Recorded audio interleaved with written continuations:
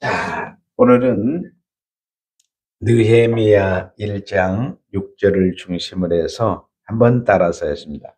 대신 기도하라. 대신 기도하라. 준상이가 제일 크게 잘 따라했어요. 자, 다시 한번 해볼까요? 대신 기도하라. 네, 감사합니다. 자, 이스라엘 백성, 구약의 이스라엘 백성 하면은 여러분들이 이스라엘 백성들은 하나님이 선택하고 구원받은 백성을 상징합니다. 예, 이스라엘이나 유다 이렇게 나오면 우리가 신약에 예수 피로 써서 구원받은 선택된 구원받은 백성이라는 걸 여러분이 생각하는 거죠. 이스라엘 백성들을 구원받은 백성, 선택된 백성들을 설명해 주기 위해서 이스라엘 백성을 하나님이 구약에 구별되어 있었습니다. 이스라엘 백성들이 하나님을 섬기는 자로 하나님이 세워주셨어요. 근데 이들이 하나님을 섬기지 않고 하나님을 버리고 우상을 섬기게 됐습니다. 그래서 결국 북쪽은 10지파가 아수르에 망하고 남쪽은 BC 586년에 바벨론 포로로 끌려가는데 1차, 2차, 3차에 걸쳐서 바벨론의 포로로 끌려갔습니다. 그때 1차 때 다니엘, 2차 때 에스겔, 3차 때 히스기야 외에 약 4,600명 정도가 포로로 같이 이렇게 1차, 2차, 3차에 끌려갔습니다. 자, 이들이 포로로 끌려갔다는 것은 영적으로 해석을 하면 하나님의 선택된 백성, 구원받은 백성이 세상에 짓밟힌 바 되고 마귀에게 짓밟힌 바 되고 죄와 죽음의 포로가 되었다는 뜻입니다. 그래서 하나님께서 너희들이 70년 포로 생활이 끝나면 다시 돌아오리라고 말씀했는데 약속대로 1차, 2차, 3차에 걸쳐서 다시 돌아오게 됩니다. 그래서 1차는 스룹바벨 중심으로 해서 귀환을 하고 2차는 에스라, 3차는 느헤미야를 통해서 고국으로 귀환을 하는데 지금 느헤미야를 기록한 상황은 이스라엘 백성들이 2차 포로에 귀환을 해가지고 에스라를 통해서 무너졌던 성전을 재건하기 시작했습니다. 그게 바로 스룹바벨 성전인데 재건을 하다가 하도 대적자들이 많으니까 하다가 약 15년에서 16년 동안 성전이 재건이 되다가 중단이 되었어요. 여러분들이 보면 가끔 가다가 차를 타고 가다가 그러면 무슨 문제가 있는지는 뭐냐면 건물이 건축되다가 중단된 모습을 보면 흉측하죠. 또 여러분이 사람들이 살다가 집을 살지 않으면 그 집은 어때요? 아주 보기에 흉악합니다. 자, 우리가 구원받은 백성들인데 영적으로 하나님의 자녀가 정상적인 예배를 못 드리고 여러분들이 성전이 다 회파돼 가지고 어둠의 세력들에 다 짓밟힌데 무너졌다고 한번 생각을 해보세요. 얼마나 비참하겠습니까?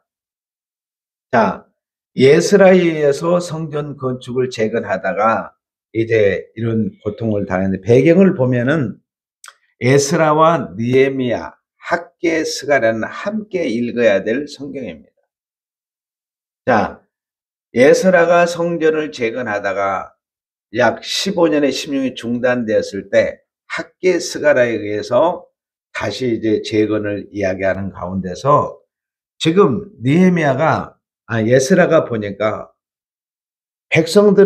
이스라엘 백성들의 일부 남겨두었는데 평민으로 시작해서 제사장까지 이방인들과 너희들 혼인하면 안 된다. 그런데 이방인들하고 다 혼인을 해가지고 하나님의 거룩성이 다 훼손이 된 거예요. 그래가지고 에스라가 강제로 가정을 다 찢어버렸어요. 그러다 보니까 그 사람들이 가만히 있겠어요?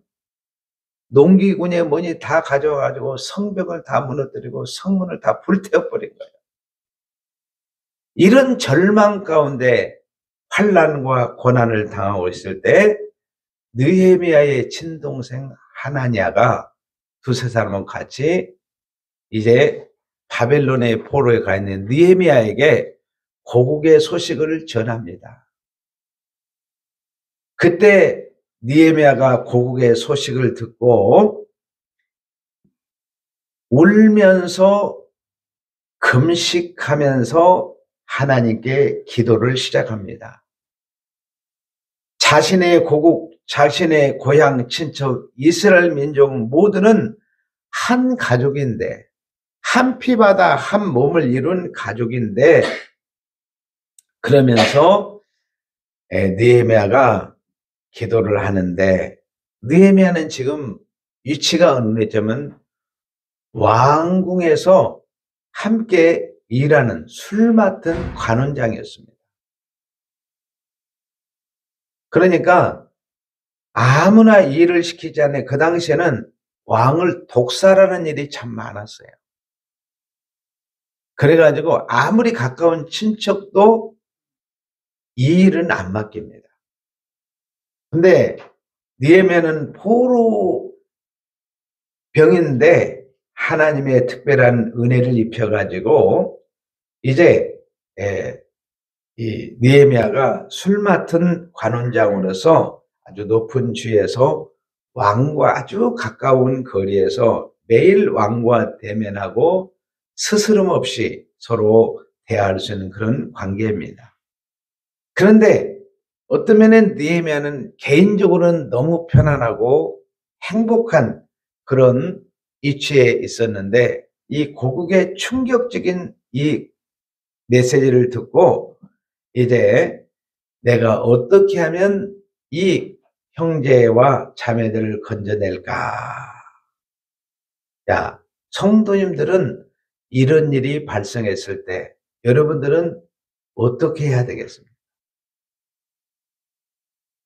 한번 여러분들은 아마 제가 봤을 때는 금방 달려가서 쫓아가가지고 어떻게든 건져내길 그런 용기들이 다 있는 분들이라고 생각이 됩니다. 우리가 살아가면서 에덴에서 쫓겨난 모든 인생들이 질병의 고통을 당하고 어떤 사람은 물질이 없어서 고통을 받고 어떤 사람은 정신적으로 어려운 일을 당합니다. 또 나라 대 나라가 전쟁을 합니다. 세상은 죄와 어둠 속에 있습니다. 사단은 호시탐탐 기회를 노리면서 어떻게 하든지 가정을 괴롭히고 불행하게 만드는 게 사단의 할 일이에요.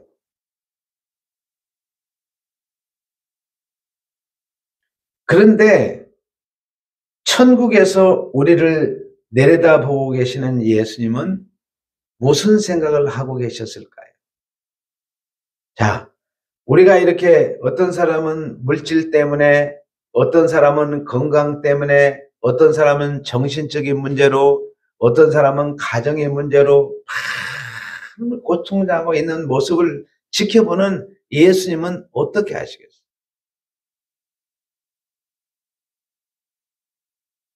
예수님은 당장에 내려가서 건져야 되는 생각을 하시고 피폐해진 우리 저주 속에 있는 우리 마귀에게 사로잡힌 우리를 구출하기 위해서 영광의 보좌를 버리시고 이 땅에 내려오십니다. 우리의 죄를 주님이 대신 짊어지셨습니다. 우리가 맞아야 될 채찍을 예수님이 대신 맞으셨습니다. 그러니까 예수님이 하시는 이 땅에서 우리가 죄 때문에 죽어야 되고 우리가 죽음에서 해낼 수 없는데 죄와 죽음을 예수님이 대신 하신 거예요. 그걸 가르쳐서 한번 따라해요. 대신 속죄, 대신 속죄, 대신 속죄. 대신 속죄, 대신한다는 것은 최고의 사랑입니다. 하나님은 사랑의 하나님이신데 우리에게 최고의 사랑을 알려주시는 길이 없어요. 그래서 예수님의 십자가의 피 흘리심으로 우리에게 하나님의 위대한 사랑을 가르쳐 주신 것입니다.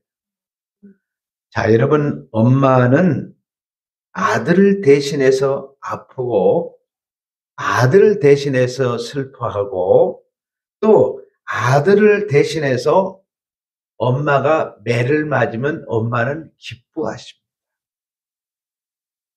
우리의 엄마는 다 그런 엄마예요. 그렇지 않아요. 자식이 매를 맞았는데 자식 대신 매 맞는 거 기뻐하는 거예요.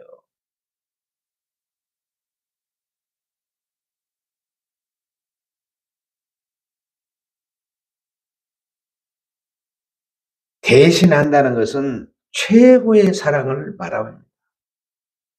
예수님이 이 땅에 오셔서 우리를 대신하신 일, 하나님의 최고의 사랑을 우리에게 부어주기 위해서 예수님이 오신 것입니다.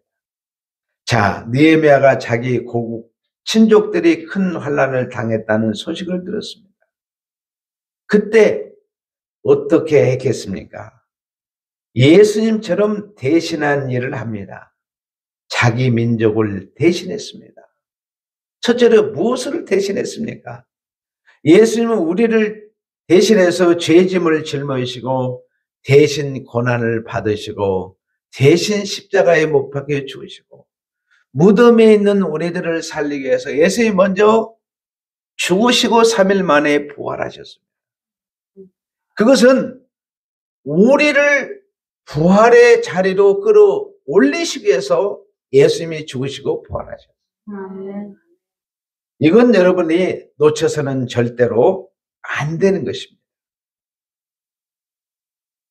그래서 우리가 대신할 수 없습니다. 이것이 우리와 다른 점이에요. 그런데 우리로 하여금 가족의 아픔을 위해서 대신 할 수 있는 우리에게도 길을 열어주신데 그게 기도입니다. 아픈 어머니, 아버지가 기도를 못합니다. 기도할 수 있는 정신도 없습니다. 기도를 어떻게 할지도 모릅니다. 지금 엄마, 아빠가 큰 오한을 당했습니다. 그걸 대처할 수 있는 마음이 없습니다. 실력이 없습니다. 그렇다고 믿음이 있습니까? 믿음도 없습니다. 그때 가족 중에 누군가 아빠, 엄마를 위해서 대신 기도할 수 있도록 하셨습니다. 또 우리 성도님들의 아들, 딸이 큰일을 당했습니다. 자, 아들, 딸이 믿음이 없습니다. 기도도 못합니다. 깨달음도 없습니다. 어떻게 해야 어려운 환경에서 나올 줄도 모릅니다. 당황하고 방황하고 있습니다. 그러면 엄마, 아빠가 무엇을 해야 되겠습니까? 대신 기도해야 될 줄로 믿습니다. 이것이 바로 예수님의 속성입니다. 예수님은 우리를 대신하시는 분입니다. 우리를 하나님의 형상으로 만드셨는데 예수님의 인격을 우리에게 부어주시고 속성을 부었는데 언제 부어줬느냐? 예수님이 십자가에 피 흘리실 때 사탄과 불신자들과 이 거짓 선지자들은 심판을 받고 우리는 죄와 죽음에서 구원하실 뿐만 아니라 그때 하나님의 속성, 하나님의 사랑, 하나님의 거룩, 하나님의 놀라운 속성들을 우리에게 부어주신 줄로 믿습니다. 자, 예수님은 지금은 전에는 우리를 위해서 대속의 죽음을 감내해 지금은 보좌 우편에 앉아 계십니다. 보좌 우편에서 우리를 뭐 하시느냐? 자, 로마서 여러분들이 8장 34절을 한번 가서 보시기를 바랍니다. 로마서 8장 34절에 보면 로마서 8장 34절에 보면 누가 정죄하리요? 죽으실 뿐만 아니라 다시 살아나신 이는 누구요? 그리스도 예수지. 그는 하나님의 우편에 계신 자요. 우리를 위하여 대신 기도해 주시고 대신 간구하는 자신이라. 자, 예수님이 지금 보좌 우편에서 우리를 위해서 대신 기도해 주시고 대신 간구하신다. 그 다음에 놀라운 것은 로마서 8장 26절에 보니까 이와 같이 성령도 우리의 연약함을 도우시나니 우리는 마땅히 기도할 바를 알지 못하나 오직 성령이 말할 수 없는 탄식으로 우리를 위하여 친히 간구하시느니라. 놀라운 일입니다. 그러니까 하나님도 계시고 하나님 우편에 예수님이 계신데 우리를 대신해서 예수님이 대신 기도해 주시고 대신 간구해 주시고 성령도 말할 수 없는 탄식으로 우리를 위해서 대신 친히 간구해 주십니다. 우리는 밀어내서 기도를 못하고 또 우리가 영리하게 기도한다고 합시다. 기도한다고 해도 우리에게 필요한 것 100만 분의 1도 우리는 기도를 못합니다. 우리가 기도하는 양을 보면 우리에게 필요한 것 1분밖에 못합니다. 하나님, 우리 가정에 행복하게 해주세요. 건강하게 해주세요. 물질 주세요. 평안을 주시고 이렇게 뭉뚱그려서 하지만 세밀하게 기도 못합니다. 자, 하루가 24시간인데 24시간 기도할 수 있습니까, 여러분? 다른 일하고 신경 쓸 일 많고 출근해서 돈도 벌어야지 그러다 보니까 사실 차포떼고 나면 기도할 시간이 얼마 안 돼요.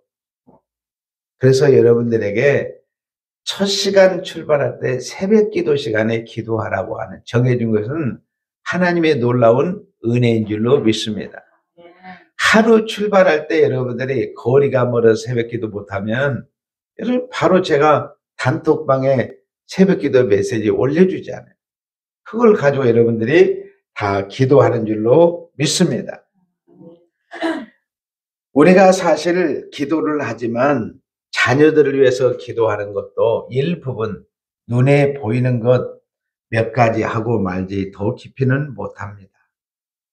자, 느헤미야가 자기 친족들이 환난을 당했습니다. 그때 느헤미야가 그들을 위해서 기도를 시작합니다. 1장 6절에 이제 이 종은 느헤미야가 주의 종들은 이스라엘 자손을 위하여 주야로 기도하오며, 이 말은 밤낮으로 기도를 합니다. 우리 민족을 대신해서 기도합니다. 우리 이스라엘 자손이 주께 범한 죄를 자복하오니 주는 귀를 기울이시며 눈을 여시사 종의 기도를 들으시옵소서. 자, 대신 기도합니다. 종의 기도를 들으시옵소서. 성도님들 가족 중에 환난을 당하면 성도님들은 가족을 대표하는 자입니다. 지금 이스라엘 민족의 대표는 누구입니까? 느헤미야가 이스라엘을 대표해서 지금 기도하고 있습니다. 민족이 정말 정신을 차릴 수 없고 환난을 당하고 있을 때 대표가 대표 기도를 하는 것입니다. 오늘 예배드리는 우리 성도들은 가족을 대표해서 오셨습니다. 우리 성도진 아버지 대신 어머니 대신 형 대신 언니 동생 대신 아들 대신 딸 대신 대표해서 오셨습니다. 그래서 성도님이 가족을 대표해서 기도하면 하나님이 너무 기뻐하십니다. 그리고 여러분들은 좀 더 확대해서 이야기하면 이 광진구를 대표해서 여러분들이 예배하는 줄로 믿습니다. 확대하면 서울시를 대표해서 여러분들이 기도하는 예배하는 줄로 믿습니다. 확대하면 대한민국을, 확대하면 전 세계 모든 민족을 대표해서 여러분들은 예배하는 자들이고 성령을 힘입어서 기도하는 자인 줄로 믿습니다. 그러니 하나님이 얼마나 기뻐하겠어요. 하나님께서 느헤미야를 이스라엘의 누구로? 해결사로 보내십니다. 그리고 무너졌던 성전을 재건할 나무도 주시고, 그러니까 제목도 주시고 돈도 주시고 지혜도 주시고 사람도 다 붙여주십니다. 넘치도록. 그래서 무너졌던 예루살렘의 성전을 느헤미야가 그렇게 많은 방해꾼들이 많은데 52일 만에 다 재건을 해버려요. 그래서 잃어버렸던 하나님의 말씀 낭독부터 시작해서 대대적인 종교적인 개혁, 도덕적인 개혁, 사회적인 개혁까지 다 개혁까지 이루게 되는 것을 보게 됩니다. 자, 이 일을 위해서 하나님께서 느헤미야를 이스라엘 백성을 대신해서 기도하니까 총독으로 세웠어요. 통치자로 세워주시고 해결자로 해결할 수 있도록 능력을 주셨습니다. 하나님께서 대신 기도한 자를 높여주시고 권능을 주시고 길을 열어주신 줄로 믿습니다. 그래서 자기 백성들을 구원하셨어요. 성도님들이 가족을 위해서 대신 기도하시면 가족을 건져주실 줄로 믿습니다. 권세를 덧입혀 줄 줄로 믿습니다. 우리는 지금 하나님 보좌 우편에 우리를 위해서 대신 기도하시는 예수님처럼 성령님처럼 우리 가족을 위해서 대신 기도할 때 하나님의 큰 역사를 쓸 줄로 믿습니다. 한번 따라서 하겠습니다. 대신 기도하라. 대신 기도하라. 그래서 성도님들의 가족 중에서 아픈 분, 어려운 일을 당한 분이 계시면 가족을 대표로 기도 제목을 가지고 교회에 오셔서 하나님께 기도하시기를 바랍니다. 여러분이 출근하기 전에도 와서 기도하시고 퇴근하고 오면서도 기도해서 어느 때고 기도할 수 있도록 교회는 항상 여러분들을 맞이할 준비가 되어 있습니다. 자, 느헤미야 1장 6절을 다시 한번 가서 보겠습니다. 이제 종이 주의 종인 이스라엘 자손을 위하여 주야로 기도하오며 이스라엘 자손이 주께 뭐 했다 그러세요? 범죄한 죄를 자복하오니 이스라엘 자손이 주께 범죄했습니다. 계명을 안 지킨 거예요. 그 죄를 느헤미야가 대신 자복합니다. 느헤미야는 하나님의 계명을 지키지 않은 부모, 형제, 자매, 친척들을 대표해서 자기가 대신 죄를 자복합니다. 자, 자기 친족들을, 가족들의 죄를 자기 것으로 가져온 거예요. 사실 죄를 자복하는 것은 본인이 해야 됩니다. 본인이 자복해야 죄를 씻음받고 용서받습니다. 그런데 느헤미야가 죄를 자복하는 것은 교회의 지체의식, 우리는 예수 피로 한 피 받아 한 몸을 이룬 한 가족이라는 연대의식을 가지고 느헤미야가 기도를 하는 것입니다. 부모님과 자식과 형제 자매와 자기도 한 무리다. 그러면서 가족은 사실 뗄래야 뗄 수가 없이 여러분 철저하게 우리는 가족은 얽혀 있잖아요. 한 몸이고 한 가족이기 때문에. 그래서 가족을 남으로 여기지 않고 자신의 죄를 여기고 대신 느헤미야가 자복합니다. 하나님은 너무 기뻐하십니다. 성도님들의 가족을 구출하고 치료하고 우환에서 행복으로 바꾸어지려면 대신 기도하는 자가 있어야 됩니다. 대신 자복하는 자가 있어야 됩니다. 대신 기도하는 자들과 대신 죄를 자복한 자를 통해서 가족의 구원의 역사가 일어나고 치료의 역사가 일어나고 우환에서 행복으로 바꿔질 줄로 믿습니다. 한번 따라서 하겠습니다. 대신 자복하라. 자, 느헤미야 1장 4절 가서 보겠습니다. 내가 이 말을 듣고 앉아서 울고 수일 동안 슬퍼하며 하늘의 하나님께 금식하며 기도하여 그랬습니다. 느헤미야는 고국의 소식을 듣고 너무 슬펐습니다. 그는 자기 동족에 대한 사랑이 넘쳤습니다. 그래서 그냥 엉엉 울었습니다. 그리고 하나님 앞에 금식하면서 기도했습니다. 먹는 것을 끊어버렸습니다. 육체를 끊어버리고 뭐에? 영에 집중을 한 것을 보게 됩니다. 하나님께 집중한 것을 보게 됩니다. 육체를 이리저리 육체가 돌아다니면 바쁘면 영에 집중 못합니다. 그래서 느헤미야는 육적인 활동을 정지시켜버렸습니다. 하나님께 집중한 것입니다. 여러분, 금식은 단순히 음식만 끊는 것이 아니라 유흥, 자기가 좋아하는 걸 끊는 거예요. 술도 끊고 담배도 끊고 놀러 다니는 거 다 끊습니다. 그리고 싸움도 그치고 미움도 그치고 깨끗한 마음, 경건한 마음, 거룩한 마음으로 바꾸는 것입니다. 뭘로? 예수 그리스도의 십자가의 피 흘림의 은혜를 덧입어서. 그래서 레위기 11장 44절에 45절에 보면 내가 거룩하니 너희도 거룩하라. 데살로니가 4장 3절에 보면 너희들이 하나님의 자녀가 되지 않는.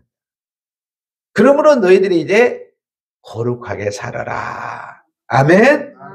하나님의 자녀는 거룩하고 깨끗한 기도를 하나님이 들으시는 거예요.